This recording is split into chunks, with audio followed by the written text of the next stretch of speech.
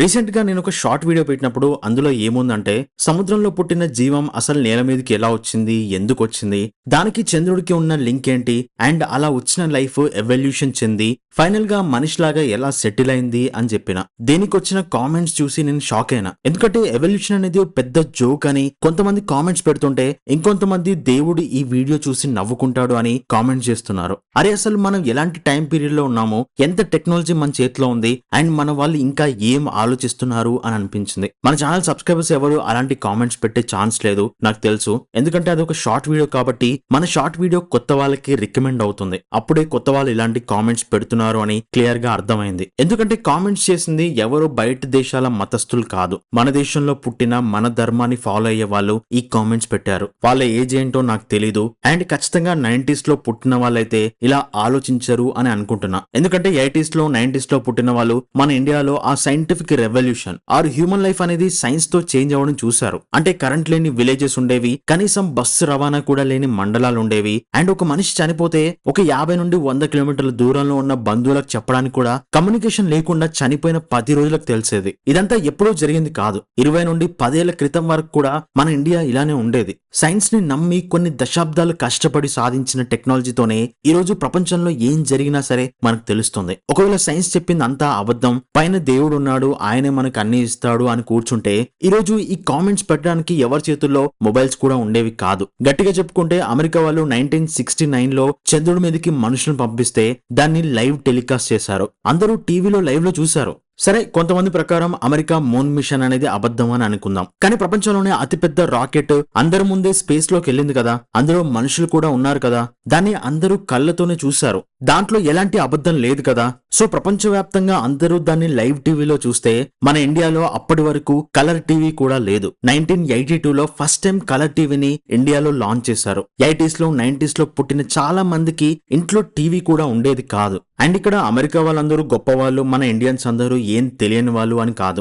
అమెరికాలో ఇప్పటికీ భూమి ఫ్లాట్ గా ఉందని నమ్మే వాళ్ళు ఉన్నారు. ఇక్కడ పాయింట్ ఏంటంటే ఎవరైతే ఒక్క పర్సన్ మూఢనమ్మకాలన్నీ పక్కన పెట్టి రేషనల్ గా ఆలోచించడం మొదలు పెట్టి సైన్స్ లాజిక్ ని అర్థం చేసుకుని ఒక కొత్త డిస్కవరీ చేస్తాడో చూసారా, ఆ ఒక్క వ్యక్తి వల్ల ఎన్నో వేల సంవత్సరాల నుండి వస్తున్న ప్రాబ్లమ్స్ కి సొల్యూషన్స్ దొరుకుతాయి. అవన్నీ మనం అనుభవిస్తాం. అండ్ అసలు వీళ్ళు ఇలా ఎందుకు కామెంట్ చేస్తున్నారో నాకైతే అర్థం కాలేదు. ఎందుకంటే ఇప్పుడు వీళ్ళ ఉద్దేశం ప్రకారం దేవుడే డైరెక్ట్ గా మనిషిని క్రియేట్ చేసి నాలెడ్జ్ ఇచ్చేసి భూమి మీద వదిలేశాడు అనుకుందాం. వీళ్ళ ప్రకారం అసలు ఎవల్యూషన్ లేదు కదా, అంటే వీళ్ళు అసలు భూమి మీద డైనోసార్లు ఉండేవి అని నమ్ముతారా, ఆర్ లేకపోతే మనుషులు ఒకప్పుడు ఆది మానవులుగా ఉండేవాళ్ళు అని నమ్ముతారా? ఎందుకంటే వీళ్ళ ప్రకారం ఎవల్యూషన్ లేదు కదా, కాబట్టి డైరెక్ట్ మనిషి భూమి మీదకి వచ్చేసాడు, డైరెక్ట్ ఒక రాజ్యం వచ్చేసింది, డైరెక్ట్ రెడీమేడ్ గా జంతువులు కూడా వచ్చి భూమి తిరుగుతున్నాయి కదా. అంటే ఇలా కామెంట్ చేసిన వాళ్ళ ఉద్దేశం ప్రకారం ఇదంతా. సో వీళ్ళ థాట్ ప్రాసెస్ ఎంత దారుణంగా ఉందో చూస్తుంటే కొంచెం భయం వేస్తుంది. ఒకవేళ వీళ్ళు ఎప్పుడో 70s లో 60s లో పుట్టిన వాళ్ళైతే ఓకే, కానీ 2000 తర్వాత పుట్టిన లేటెస్ట్ జనరేషన్ వాళ్ళు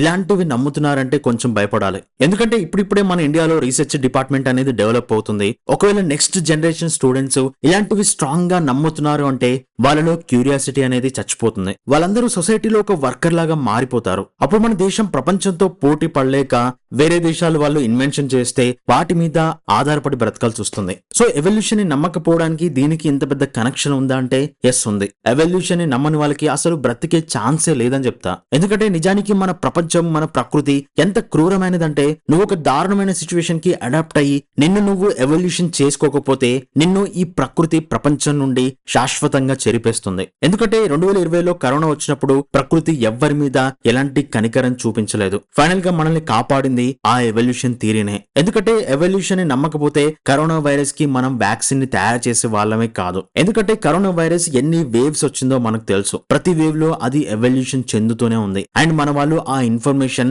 మన బాడీలో ఉన్న సెల్స్ కి ఇస్తూనే ఉన్నారు. కరోనా వైరస్ ఇలా ఉంటుంది, దీనికి యాంటీబాడీస్ క్రియేట్ చేసుకో అని మన బాడీకి చెప్పడమే వ్యాక్సిన్ అంటే. కరోనా వైరస్ ని చంపేశాక డెల్టా, ఒమిక్రాన్ అనే కొత్త వేరియంట్స్ వస్తాయని బూస్టర్ డోస్ వేసుకొని మరి ఎక్కువ మందికి స్ప్రెడ్ అవ్వకుండా చేశారు. వాటిని కనిపెట్టిన వాళ్ళందరూ ఏ అమెరికానో యూరోప్ వాళ్ళో కాదు, మన ఇండియన్సే చేశారు. ఈ టెక్నాలజీ మొత్తం ఎలా డెవలప్ అవుతుంది? ఎవల్యూషన్ వల్లనే. ల్యాబ్ లో వైరస్ లో కొన్ని వేల జనరేషన్స్ క్షణాల్లో పుడుతూ చేస్తూ ఎవల్యూషన్ చెందుతాయి. అందులో సిచ్యువేషన్ కి తగ్గట్టుగా మారగలిగేవి మాత్రమే బ్రతుకుతాయి. వాటి ఎవల్యూషన్ ఎవల్యూషన్ ని కళ్ళ ముందు చూస్తేనే వ్యాక్సిన్లను తయారు చేసుకుంటాం, లేదంటే ప్రకృతి ఈ భూమి మీద అర్హత లేని వాళ్ళని నిర్దాక్షిణ్యంగా చంపేస్తుంది. అఫ్ కోర్స్ కొంతమంది వ్యాక్సిన్ వేసుకొని వాళ్ళు కూడా బ్రతికారు, అది వాళ్ళ ఇమ్యూన్ సిస్టమ్ వల్ల జరిగింది. అసలు ఇంత పెద్ద ఫ్యాక్ట్ ని, ఇంత పెద్ద సైంటిఫిక్ ఫ్యాక్ట్ ని వీళ్ళందరూ ఎలా డినై చేస్తున్నారు, అసలు ఎందుకు నమ్మట్లేరు అంటే మేబీ ప్రజెంట్ జనరేషన్ వాళ్ళు రిలీజియన్ ని చాలా గట్టిగా ఫాలో అవుతున్నారు అని అర్థం అవుతుంది. ఎందుకంటే మన ఇండియన్ సిస్టమ్ మొత్తం ఒక ప్రొటెక్టివ్ మోడ్ లోకి వెళ్ళిపోయింది. మన భారతీయ ధర్మాన్ని, మన కల్చర్ ని కాపాడుకోవడానికి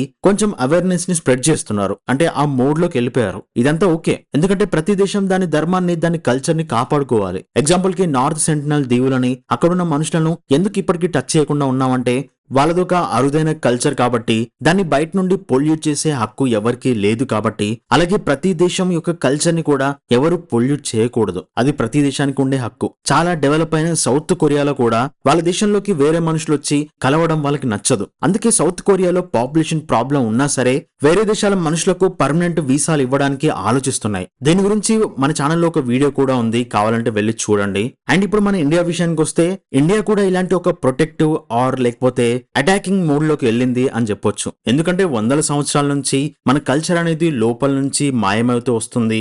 వేరే వాళ్ళ కల్చర్స్ అనేవి వాళ్ళు చాలా ఫాస్ట్ గా స్ప్రెడ్ చేసుకుంటున్నారు.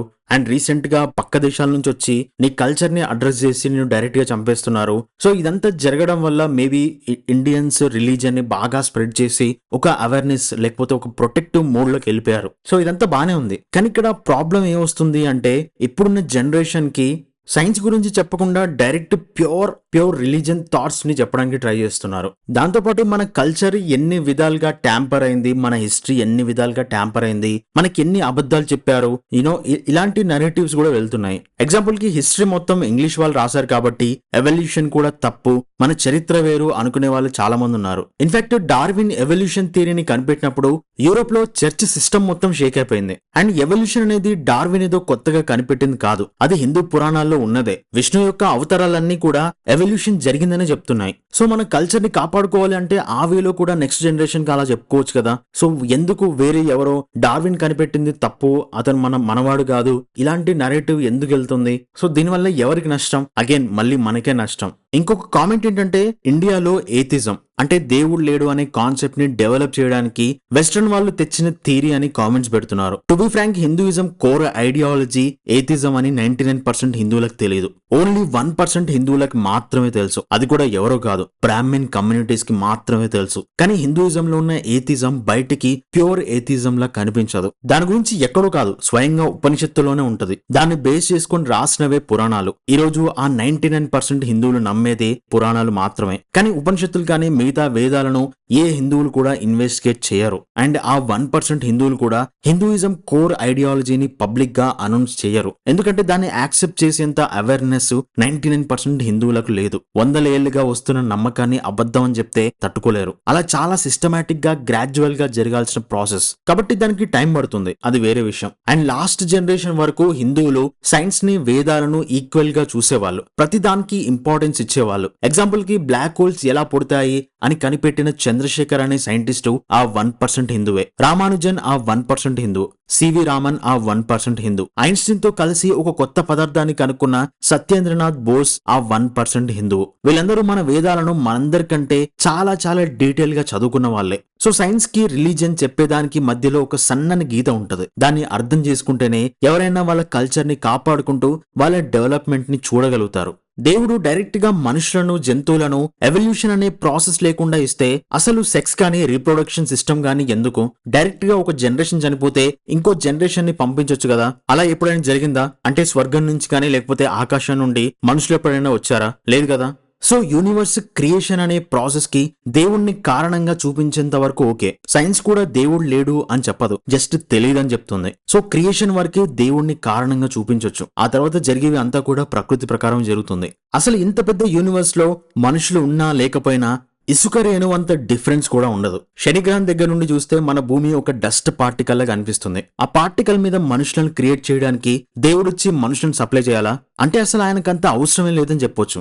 అండ్ మన తెలుగు యూట్యూబ్ కమ్యూనిటీ కూడా రోజు రోజుకి కంటెంట్ ఎంత దిగజారిపోతుందంటే మెయిన్ స్ట్రీమ్ టీవీ ఛానల్స్ అన్ని యూట్యూబ్ లోకి వచ్చాక ఛానల్స్ అన్ని పొలిటికల్ గా డివైడ్ అయిపోయి క్లియర్ గా పొలిటికల్ పార్టీల కోసం వీడియోలు చేస్తున్నాయి. అండ్ ఇండివిజువల్ క్రియేటర్స్ కూడా న్యూస్ ఛానల్స్ లాగానే పొలిటికల్ గా డివైడ్ అయిపోయి కంటెంట్ చేయడం స్టార్ట్ చేశారు. అండ్ ఇంకొంతమంది యూట్యూబర్స్ కి కంటెంట్ ఏంటంటే వేరే వాళ్ళ వీడియోస్ మీద వీళ్ళు వీడియోస్ చేయడమే కంటెంట్. మన తెలుగులో టాప్ క్రియేటర్స్ అంటే ప్రజెంట్ ఒక పొలిటికల్ పార్టీ కోసం మాట్లాడే వాళ్ళే టాప్ క్రియేటర్స్. వాళ్ళకి క్రియేటివిటీకి అస్సలు సంబంధం లేదు. జస్ట్ పొలిటికల్ ఐడియాలజీని ఇంజెక్ట్ చేయడమే వాళ్ళ పని. లెఫ్ట్ వింగ్ యూట్యూబర్స్ అలాగే ఉన్నారు, రైట్ వింగ్ యూట్యూబర్స్ అలాగే ఉన్నారు. అండ్ అసలు క్రియేటివిటీ అంటే ఏంటో కూడా తెలుగు కమ్యూనిటీ మర్చిపోయింది. కొన్ని ఛానల్స్ రోజుకొక ఫేక్ వీడియోస్ పోస్ట్ చేసినా సరే జనాలు చూసే సిచ్యువేషన్ వచ్చేసింది. ఒకప్పుడు యూట్యూబ్ లో ఎవరు ఎంత గొప్ప కంటెంట్ చేస్తారు, ఎంత క్రియేటివ్ గా చేస్తారు అని అందరూ వెయిట్ చేసేవాళ్ళు. మంచి ఇన్ఫర్మేషన్ తో క్రియేటర్స్ వీడియో చేసేవాళ్ళు. అందరికి కొత్తగా ఏదైనా నేర్చుకోవాలి అంటే యూట్యూబ్ గుర్తొచ్చేది. ప్రెజెంట్ సిచ్యువేషన్ మొత్తం మారిపోయింది. అందుకే ప్రెజెంట్ జనరేషన్ కూడా